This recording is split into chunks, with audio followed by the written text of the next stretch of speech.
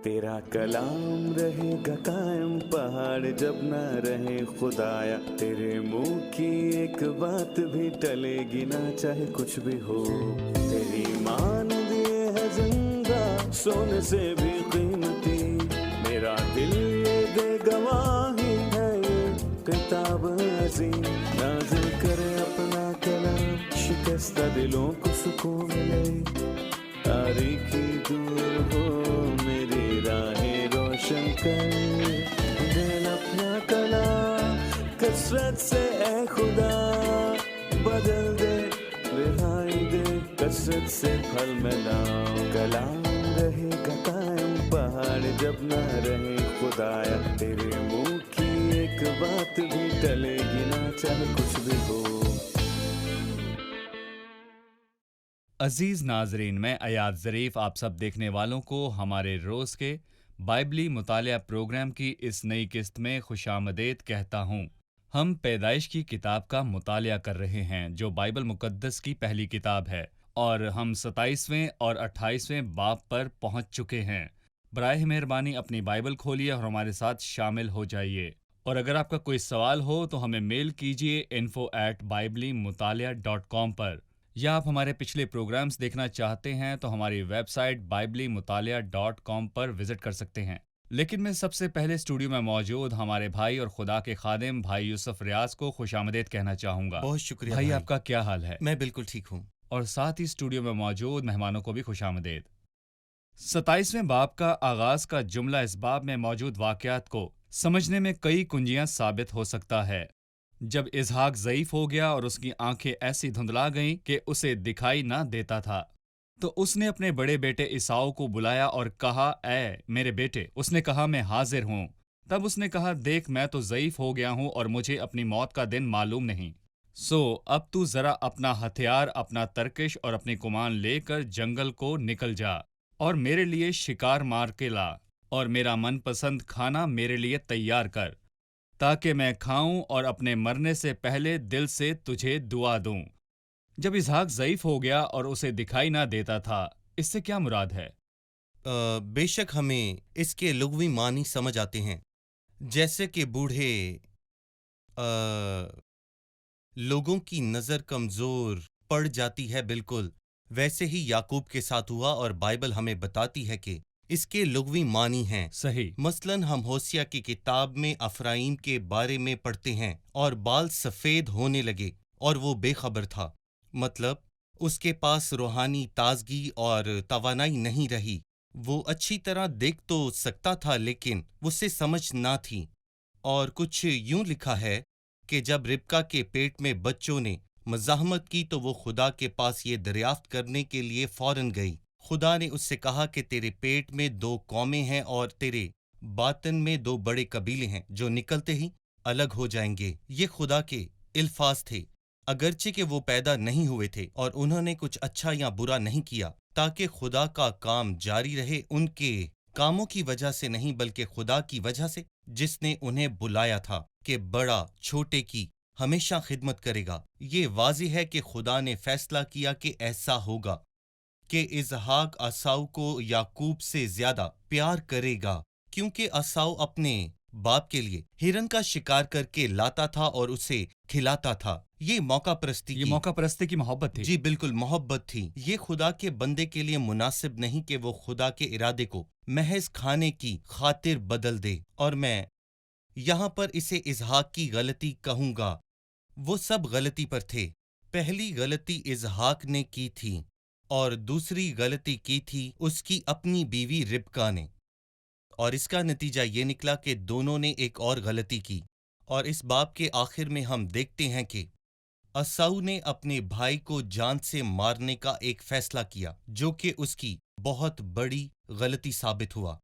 आपने कहा कि इसहाक की गलती ये थी कि उसने एक गलत फैसला किया जी कि वो खुदा का इरादा बदलना चाहता था। वो ईसाऊ को बरकत देना चाहता था, जबकि खुदा का मंसूबा जी याकूब को बरकत देना था।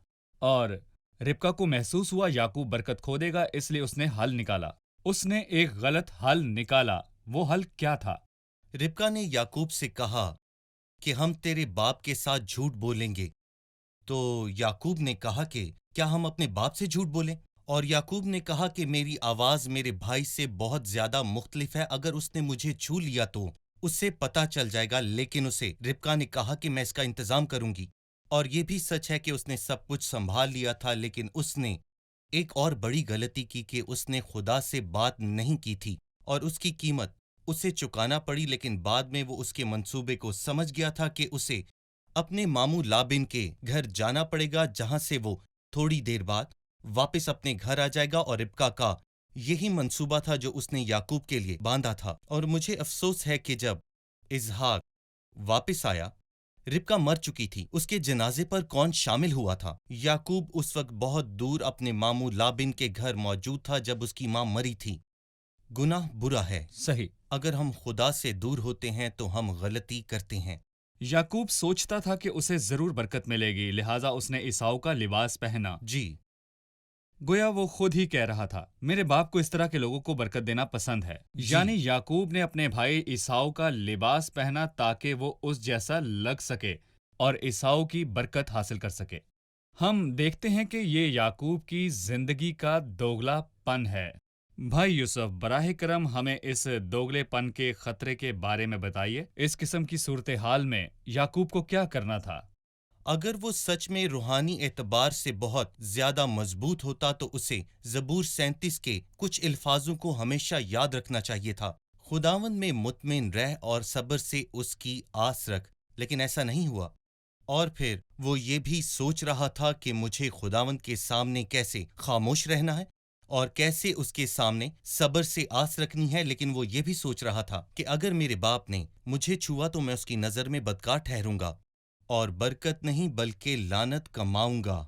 اور افسوس کی بات ہے کہ ربکا نے اپنے بیٹے کو اس بات کی جرت دی کہ وہ اپنے باپ کے ساتھ جھوٹ بولے اور اس سے یہ کہا کہ اے بیٹے، تیری لعنت مجھ پر آئے گی، اس سے کوئی فرق نہیں پڑتا، تو اپنے باپ کے ساتھ جھوٹ بول اور اس کو دھوکہ دے۔ ربکا کو ایسا بالکل نہیں کرنا چاہیے تھا۔ دوگلاپن حقیقت سے مختلف ہوتا ہے۔ کیا اسے ایسا کرنا چاہیے تھا؟ کیا خدا ہمیشہ بلند انسان کو ہی قبول کرتا ہے؟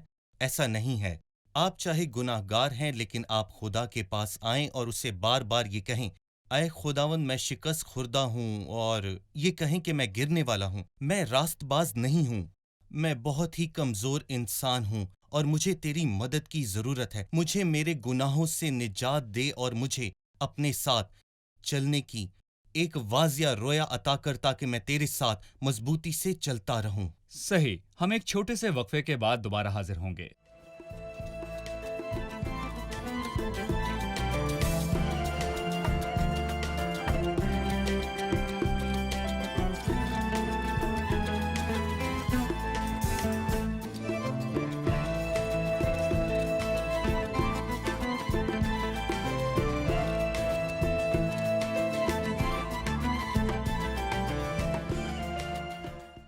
عبرانیوں 11واں باب 20ویں آیت میں سے میرا ایک سوال ہے، ایمان ہی سے اسحاق نے ہونے والی باتوں کی بابت بھی یعقوب اور عیساؤ دونوں کو دعا دی۔ اگر وہ غلطی سے عیساؤ کو برکت دینا چاہتا تھا تو ہماری اس کہانی میں ایمان کہاں ہے؟ جی بھائی یوسف۔ در حقیقت آپ نے جو کہا ہے اس میں سچے دل کی تسکین ہے، اور جب ایک ایماندار غلطی کرتا ہے تو خدا اسے یاد رکھتا ہے، اور خدا اسے اس لیے یاد رکھتا ہے کیونکہ وہ اس کا پیارا ہے اور اس کے پاس وہ واپس لوٹے گا، کیونکہ واپس آنا اچھی بات ہے۔ مثال کے طور پر جب سارا ہنسی اور کہا کہ اس قدر عمر رسیدہ ہونے پر بھی میرے لیے کیا شادمانی ہو سکتی ہے، حالانکہ میرا خداوند بھی بہت ضعیف ہے، اور سنیاس کے بعد اس نے طاقت پائی۔ اور موسیٰ خوف زدہ ہو کر بھاگ گیا، ایمان ہی سے اس نے بادشاہ کے قہر کا خوف نہ کر کے مصر کو چھڑا دیا تھا۔ پہلے وہ خوف زدہ تھا، لیکن بعد میں اسے طاقت ملی اور پوری ہوش میں اس نے مصر کو ہمیشہ کے لیے چھوڑ دینے کا ارادہ کیا۔ اور اسحاق کے ساتھ بھی ایسا ہی ہوا۔ بے شک وہ ایمان میں زیادہ مضبوط نہیں تھا، لیکن اس سے جب دھوکہ ملا تو اس نے کیا اپنے بیٹے کے لیے برائی چاہی کہ یعقوب تجھے اسی طرح برائی کا سامنا کرنا پڑے گا؟ اس نے ایسا نہیں کہا تھا، اور بائبل ہمیں بتاتی ہے کہ تب اسحاق بشدت کانپنے لگا۔ اور پھر لکھا ہے، وہ کون تھا جو شکار مار کر میرے پاس لایا اور میں نے سب میں سے تھوڑا تھوڑا کھایا اور پھر اسے برکت دی، میں نے اسے دعا دی اور مبارک بھی وہی ہوگا کچھ لوگ کہتے ہیں کہ وہ تب کانپا جب یعقوب نے اسے دھوکہ دیا، اور وہ تب کانپا ہوگا جب اسے پتہ چلا کہ انہوں نے خدا کے ارادے کو تبدیل بدلنے کرنے کے کی لیے کوشش کی۔ وہ صحیح۔ کانپا اور اپنے پورے دل سے دعا دی کہ مبارک بھی وہی ہوگا، اور یہی اسحاق کے ایمان کو ظاہر کرتا ہے۔ اس سے غلطی ہوئی، لیکن اس نے فوراً اسے پہچانا اور فوراً درستگی کی طرف لوٹا۔ آغاز میں آپ نے ہمیں اس باب کے حصوں کے بارے میں بتایا۔ اسحاق غلط فیصلہ لینے والا تھا کہ وہ عیساؤ کو جی برکت دے، اور ربکا نے غلط فیصلہ لیا اور یعقوب کو عیساؤ کا لباس پہنا کر برکت لینے کو جی کہا۔ درست۔ لیکن عیساؤ کی اپنے بھائی یعقوب کے لیے غلط سوچ بھی تھی۔ آپ ہمیں اس غلط سوچ کے بارے میں بتائیے۔ دراصل یہ ایک المیہ ہے جسے ہم پیدائش کی کتاب میں اور پھر بائبل مقدس کی دوسری کتابوں میں دیکھتے ہیں۔ ایک بہت ہی عجیب واقعہ ہے۔ کیا بات اس حد تک بڑھ سکتی ہے کہ ایک بھائی اپنے بھائی کو خود ہی مار دے؟ لیکن بائبل مقدس کی پہلی کتاب کے 4 باب میں قائن نے حابل کو مارا تھا۔ یہ ایک غیر معمولی واقعہ ہے کہ ایک بھائی نے ایک بھائی کو مارا، اور یہی واقعہ ہم یعقوب اور عیساؤ کی کہانی میں دیکھتے ہیں جب اس نے اپنے بھائی کو مارنے کا ارادہ کیا، اور بالکل اسی طرح ہم ابی سلوم کو دیکھتے ہیں، اس نے بھی کسی کو مارنے کا ارادہ کیا اور وہ کامیاب ہوا، اور جدون کے بیٹے نے اپنے 70 بھائیوں کو مار ڈالا تھا۔ یہ ایک بڑا قتل عام ایک تھا۔ خاندانی قتل عام۔ جی بالکل ٹھیک کہا۔ یہ واقعہ جو بائبل مقدس میں موجود ہیں یہ ہمیں ہمارے دل کی شبیہ دکھاتے ہیں، میرے اور آپ کے دل کی، اور اگر خدا کا فضل ہمارے دلوں پر نہ ہو تو ہمارے دل کالے اور وحشی ہیں۔ لیکن افسوس ہے کہ ہم سب کا دل عیساؤ کے جیسا ہے، لیکن یہ خدا کا فضل ہی ہے جو ہمارے دلوں کو پاک اور صاف کرتا ہے، اس کے سوا ہم کچھ بھی نہیں۔ عیساؤ کی یعقوب کے لیے نفرت کو پوری بائبل میں واقعات کے ایک تسلسل میں دیکھا جائے گا۔ ایک اولاد جسے آدم کہتے ہیں، یہ یعقوب کے خلاف یا پوری بائبل میں خدا کے لوگوں کے خلاف دیکھا جائے گا، اور یہ ظاہر ہوگی آنے والی کتابوں میں جو بائبل میں موجود ہیں۔ ٹھیک ہے۔ بھائی یوسف، ہم 28ویں باب میں دیکھیں گے کہ جہاں لکھا ہے یعقوب کو کہا گیا کہ وہ اپنا وطن چھوڑے اور فدان ارام میں جائے۔ جی یہ مفرور کی حیثیت سے وہاں جانا ہے۔ یعقوب اپنے باپ کے گھر سے بھاگ جانے کی وجہ سے 20 سال دور رہا۔ صحیح۔ لہٰذا یعقوب نے جو بویا وہ کاٹا۔ اس بارے میں آپ کیا کہیں گے؟ میں پہلے یعقوب کی زندگی کو 3 حصوں میں تقسیم کرنا چاہوں گا۔ پہلا باپ کے گھر میں صلح کا دور ہے، دوسرا اس کی تربیت کا دور ہے، لیکن میں اسے قید خانہ کہوں گا۔ میرے خیال سے وہ بہت مشکل دور سے گزر رہا تھا جب وہ اپنے ماموں لابن کے گھر تھا، اور جب وہ وہاں سے واپس آیا تو میں یہ کہوں گا کہ وہ بالکل ٹھیک تھا، اور جب تک وہ خدا کے کلام کے مطابق خدا کا شہزادہ نہیں بن گیا تھا۔ وہ اپنے باپ کے گھر میں سچ میں بہت برا انسان تھا، اور عیساؤ نے بھی اس کے بارے میں 27ویں باب میں کہا کہ میرا بھائی یعقوب، کیا اس کا نام یعقوب ٹھیک نہیں رکھا گیا؟ کیونکہ میرے بھائی یعقوب نے مجھے ایک نہیں بلکہ 2 دفعہ دھوکہ دیا ہے۔ اس نے میرا پیدائشی حق بھی مجھ سے چھین لیا تھا، اور یہ سچ بھی ہے کہ یعقوب نے اپنے بھائی کا پیدائشی حق چھین لیا تھا، اور اس نے اس کی برکت کو بھی لے لیا تھا، لیکن یہ بھی سچ ہے کہ خدا پہلے سے یہ ارادہ رکھتا تھا کہ وہ یعقوب کو برکت دے گا۔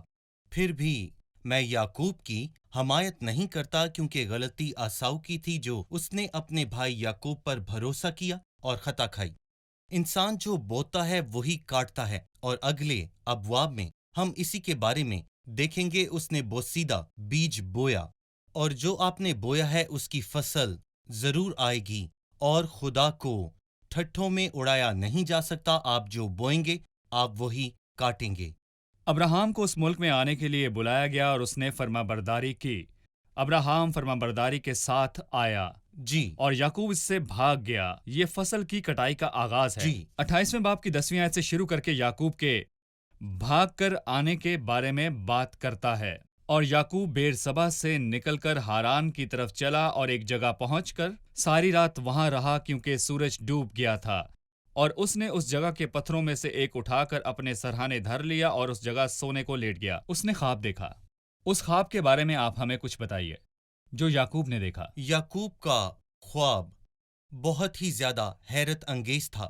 اس نے ایسی جگہ کا انتخاب کیا جو بالکل جنگل کے بیچوں بیچ تھی، اور رات کا انتخاب کرتے ہوئے وہاں پتھروں پر اپنا تکیہ کیا۔ آپ ذرا تصور کریں، ایسی رات کبھی کسی نے ایسی نہیں رات جو دیکھی۔ کبھی کسی نے نہ دیکھی۔ آپ ذرا تصور کریں، آسمان کھل گیا اور ایک سیڑھی پر فرشتے اوپر سے نیچے آ جا رہے تھے اور خداوند اس کی چوٹی پر کھڑا اسے عہد دے رہا تھا، اور یہ کتنی عظیم بات ہے۔ در حقیقت یعقوب جو کچھ دیکھ اور سن رہا تھا وہ اس کے سچ میں لائق نہیں تھا۔ وہ فرشتوں کو اور خدا کو سامنے دیکھ رہا تھا، اور خدا نے اسے 4 وعدے کیے تھے۔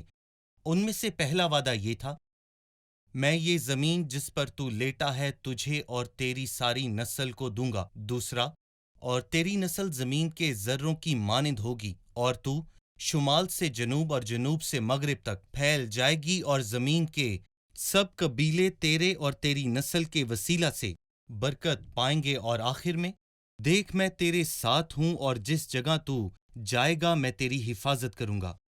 اس خواب کے ذریعے خداوند نے یعقوب کے ساتھ برکات کا عہد کیا۔ جی، اور ہم دیکھیں گے کہ یعقوب جب جاگا تو کیا ہوا اور وہ خدا کے پاس کیسے گیا۔ ایک وقفہ لیں گے اور اس کے بعد دوبارہ حاضر ہوں گے۔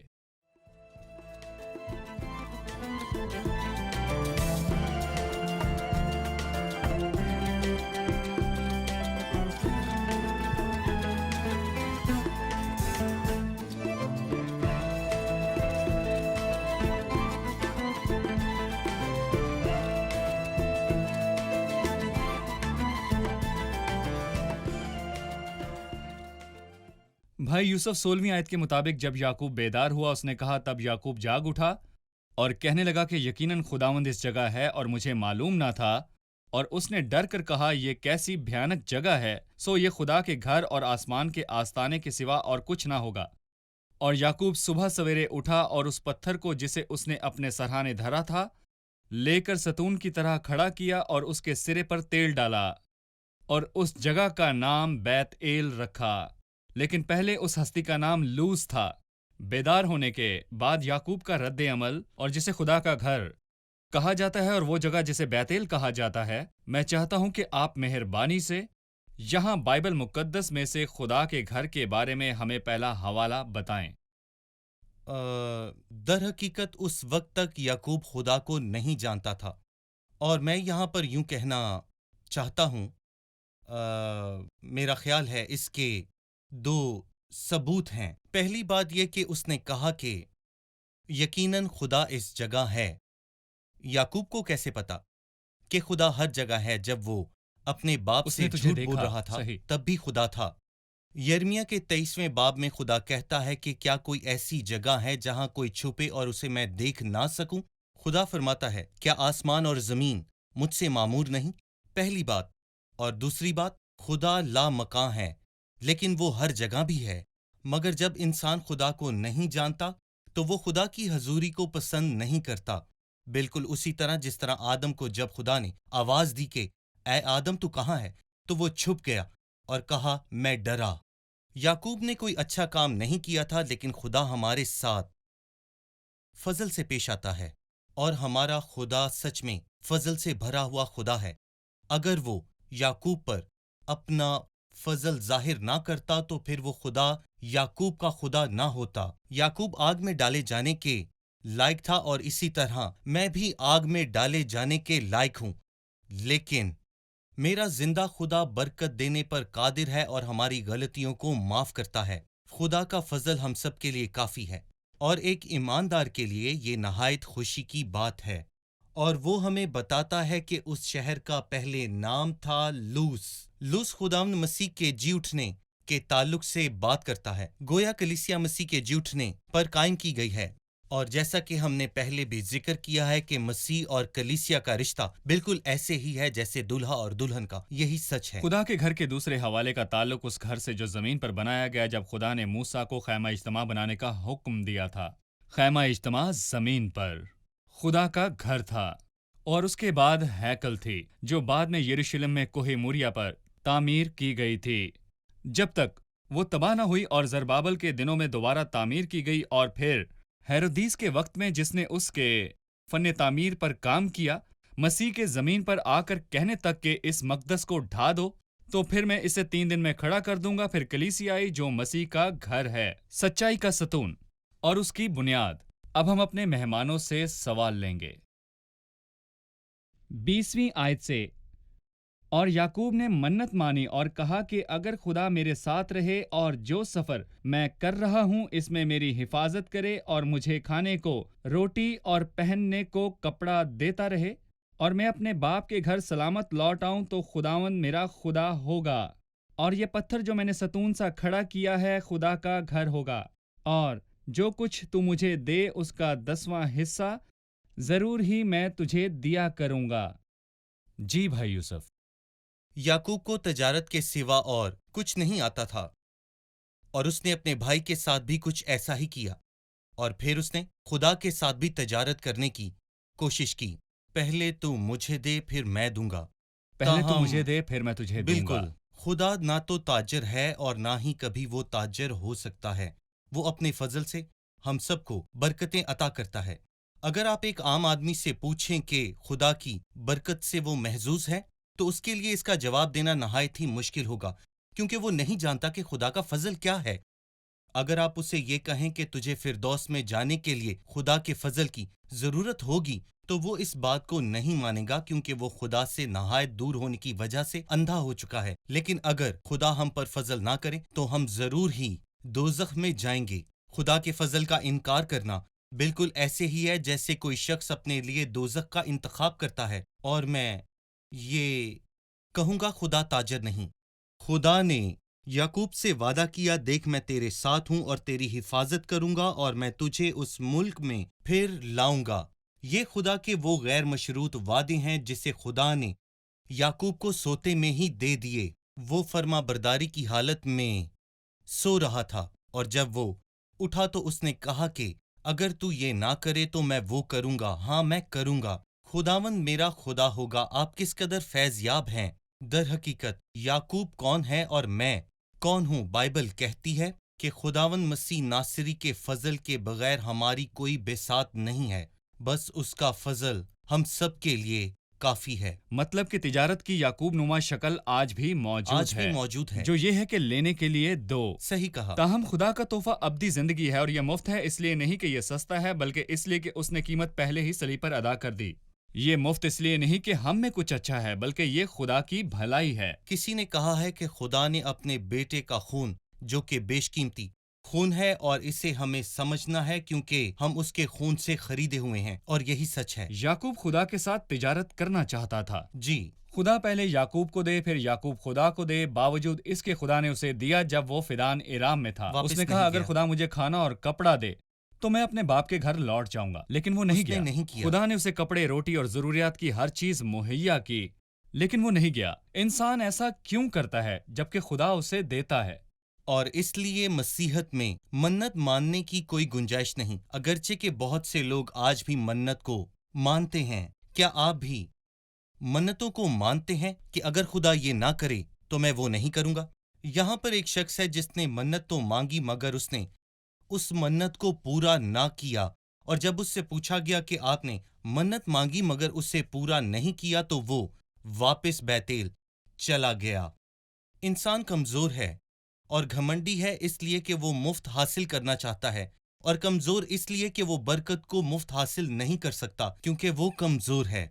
भाई याकूब ने जो ख्वाब देखा मैं उसे बयान करना चाहूंगा। उसने देखा कि एक जी। सीढ़ी जमीन पर खड़ी है और जी। उसका सिरा आसमान तक पहुंचा हुआ है और खुदा के फरिश्ते उस पर से चढ़ते उतरते हैं और खुदा खुद उसके ऊपर आसमान पर खड़ा है। इन अल्फाज को मैं यूहन्ना 1 से मिलाना चाहूंगा।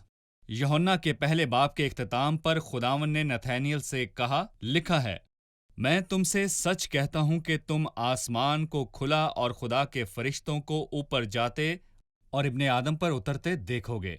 आपने कहा बैतेल का वाकया खुदा के घर के मुतालिक मुकाशवा का बीज है, ताहम सीढ़ी और फरिश्तों के चढ़ने और उतरने का वाकया हमें पेशगोई और तकसीम दोनों पहलुओं से क्या बताता है?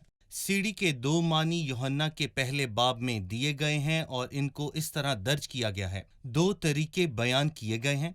मसीह को सीढ़ी से तशबीह दी गई है, और कुछ लोग ये कहते हैं कि मसीह को याकूब से भी तशबीह दी गई है। फरिश्ते याकूब पर चढ़ते और उतरते हैं, वो इसके अहल नहीं है, लेकिन جو آسمان اور زمین کا مالک ہے وہ مسیح ہے، جس نے کہا میں تم سے سچ کہتا ہوں کہ تم آسمان کو کھلا ہوا اور فرشتوں کو اوپر جاتے اور ابن آدم پر اترتے ہوئے دیکھو گے۔ خدا مسیح میں تمام چیزوں کو متحد کرے گا۔ یہ تشریحوں میں ایک تشریح ہے، جیسے آسمان زمین کو جوڑتا ہے ایسے ہی خداوند یسوع سیڑھی کے طور پر آسمان کو زمین سے جوڑتا ہے، اور میں یہ کہوں گا کہ یہ خاص نقطہ نگاہ ہے اور یہی پیدائش سچ ہے۔ 8 کے واقعے میں ہم خدا کے گھر کے پہلے بیج کا حوالہ دیکھتے ہیں، اور جی، مکاشفہ بالکل۔ میں ہم ایک جی۔ اور حوالہ دیکھتے ہیں کہ مستقبل میں کیا ہوگا جب ہر چیز مسیح میں متحد ہوگی اور جب مسیح جو آسمان کو زمین کے ساتھ جوڑے گا۔ صحیح، شکریہ، خدا آئیے آپ کو ہم مہمانوں برکت سے دے۔ اس کی رائے جانتے ہیں۔ آج کے پروگرام سے آپ نے کیا سیکھا؟ اگرچہ یعقوب اپنے باپ کے گھر سے بھاگا ہوا تھا، لیکن جب وہ بیابان میں سو رہا تھا تو خدا نے اپنے وعدے کے مطابق اس پر ظاہر ہوتے ہوئے اس سے وہ وعدے کیے جو خدا نے اس کے ساتھ پورے بھی کیے۔ میں یعقوب کی طرح خدا سے آج تک تجارت کرتا رہا، جس کا مجھے افسوس ہے کہ اگر خدا مجھے کپڑا، روٹی، مکان، سب کچھ دے تو میں اس کے ساتھ چلوں گا، لیکن ہمارا خدا غیور خدا ہے۔ وہ ہمیں کسی لالچ کے بغیر ہر چیز مہیا کرتا ہے۔ صحیح۔ قسط کے آغاز سے ہم نے دیکھا کہ اسحاق نے ایک غلطی کی، جبکہ وہ خاندان کا سربراہ تھا، لیکن اس کی وجہ سے باقی لوگوں نے بھی غلطی کی۔ یہ ہمارے لیے ایک سبق ہے۔ صحیح، شکریہ، خدا آپ کو برکت دے۔ بھائی یوسف، خدا آپ کو آپ کا بھی برکت دے۔ شکریہ۔ یعقوب برکت حاصل کرنے کے لیے عیساؤ کا لباس پہننا چاہتا تھا۔ اسے یقین نہ تھا کہ جب وہ یعقوب کی حیثیت سے اپنا لباس پہن کر آئے گا تو اسے اسحاق کی رضامندی اور برکت حاصل ہوگی۔ آج بھی لوگ کپڑے پہنتے ہیں جو ان کے لیے نہیں ہیں، لیکن وہ صرف خدا کو خوش کرنے کے لیے ایسے کپڑے پہنتے ہیں۔ وہ خدا کو خوش کرنے کے لیے خود کو سجاتے ہیں۔ میں آپ کو بتانا چاہتا ہوں کہ برکات آپ کو تب ملیں گی جب آپ خدا کے ساتھ چلیں گے۔ میں آپ کو بتانا چاہتا ہوں کہ خدا کو آپ کے لباس سے کوئی مطلب نہیں، وہ صرف آپ کے دل کو جانچتا ہے۔ اس سے کہیں، اے خدا، میں صرف تیرے پاس آنا چاہتا ہوں، جیسا ہوں مجھے قبول کر۔ میں اپنے گناہوں، غلطیوں اور ناپاکی کے ساتھ تیرے پاس آتا ہوں تاکہ تو مجھے دھو کے پاک صاف کر دے۔ میں وہ نہیں بنوں گا جو میں نہیں ہوں، میں وہ کپڑے نہیں پہنوں گا جو میرے نہیں ہیں۔ میں جیسا بھی ہوں تو مجھے تبدیل کر، اے خدا، کیونکہ تو ہی صرف مجھے تبدیل کر سکتا ہے۔ عزیز ناظرین، اگر آپ چاہتے ہیں کہ خدا آپ سے خوش ہو تو آپ راست بازی کا لباس پہنیں، اسے قبول کریں، ایمان سے، سچے دل سے، راست بازی سے۔ اگلے پروگرام میں ملاقات تک خداوند آپ سب کے ساتھ ہو۔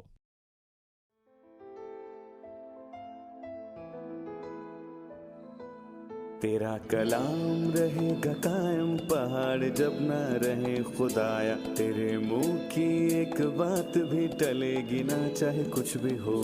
تیری مان دیے ہے زندہ، سونے سے بھی قیمتی، میرا دل یہ دے گواہی ہے، یہ کتاب عظیم نازل کرے اپنا کلام، شکستہ دلوں کو سکون ملے، تاریکی دور ہو میری راہیں روشن کر، دل اپنا کلام کثرت سے اے خدا بدل دے، رہائی دے کثرت سے پھل میں لاؤ۔ کلام رہے گا قائم، پہاڑ جب نہ رہے خدایا، تیرے منہ کی ایک بات بھی ٹلے گی نہ، چاہے کچھ بھی ہو۔